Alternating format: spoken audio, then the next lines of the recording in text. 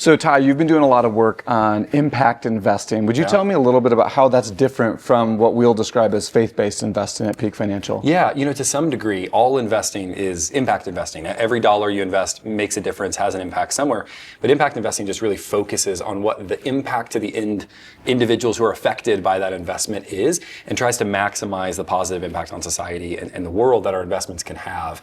And so it's really just increasing kind of our prioritization and focus on the positive impact as well as the positive financial returns. Okay. And does that look like a typical portfolio, or does that change that somehow? Yeah, it can change it some. The biggest difference is we're usually introducing alternative investments into that. So going a little bit beyond just your typical stocks and bonds. And this can be some things that you're familiar with, like real estate or private equity or venture capital. It can even get more creative than that, but it's usually alternatives in private markets. Okay.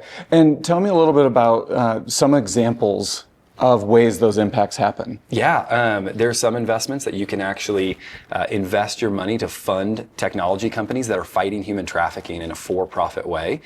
There are other opportunities where you can create jobs or sustain jobs that can lift communities out of poverty through entrepreneurship and through starting businesses that serve those local communities.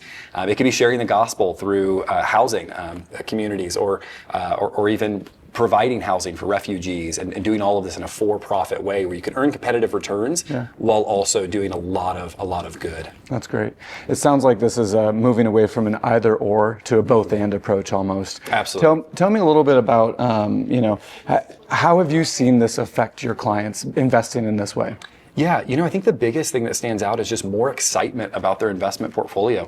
People, for the most part, didn't realize that they could actually earn competitive returns by doing good in the world. And when you realize it's not an either or, it's not good financial returns or positive impact, but you can actually do both, I think there's a lot more buy-in and excitement about what your money's doing. And it starts to reorient people towards the impact that their lives are having holistically. It's not, well, I've got my stuff that makes money and then I give some of that away over here for impact. It's how can we bring together everything just to accomplish some of those impact-oriented goals that we have. That's great.